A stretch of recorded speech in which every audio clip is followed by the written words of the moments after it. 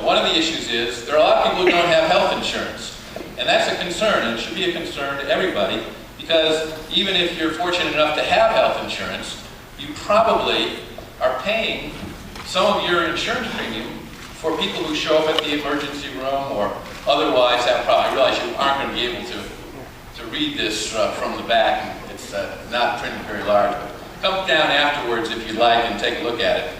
But this is a breakdown of who those people who are uninsured are, and just to help us put this in perspective.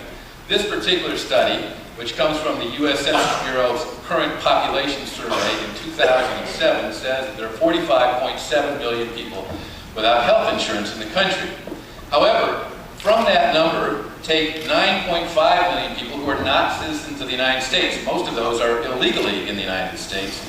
But there is, I think, a very legitimate question about whether we should be using a government program to provide health insurance to those people. In addition, there are 12 million people who are eligible for current programs like Medicare, Medicaid, the S-CHIP program for children who are not enrolled in those programs. So take that number away as well. Then you have another 7.3 million people who do not have health insurance but whose income is above $84,000 a year. Now, that's a lot of money, and most people say if you have $84,000 a year, you can afford to buy health insurance. But they have chosen, for better or for worse, for whatever reason they might have, simply to not get it.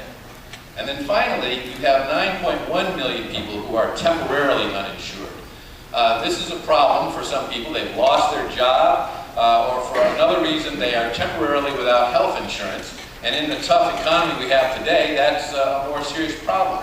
But I think there's bipartisan agreement in the Congress that we could address the portability of health insurance and dealing with pre-existing condition problems without setting up a whole new separate government program to provide health insurance to people who are only temporarily uninsured. So after you take away 9.5 million and 12 million and 7.3 million and 9.1 million, you get down to 7.8 million people. Now, there may be as many as 10 million, depending on what survey or study you want to look at, who are long-term without health insurance. That's a lot of people, and that's a serious problem for them. But that's only about 3% of the population of our country. This legislation doesn't address all of those people, and it does address changes in our law that's going to affect the 80% plus of our population who have private health insurance or who have Medicare or who have some other source of insurance protection that are going to see changes made. For example, the Medicare program is going to see very substantial cuts made to it in order to pay for this new program. Well, the problem with that is that Medicare is under a great deal of stress already. And in fact, let me give you a little personal date here. My sister will turn 65 on January 15th, 2011. Why is that significant? Because she will be one of the first baby boomers. And right along behind her, the number of people eligible for Medicare is going to start skyrocketing. And at a time when that's going to happen, we're going to have to reform our Medicare program. But I don't think the best way to start is to take a lot of money out of it to pay for something else when we're going to need it to protect and make sure that Medicare continues to operate and is available for our senior citizens. So these are all concerns that I have about this, but I think I can best summarize it by this. And again,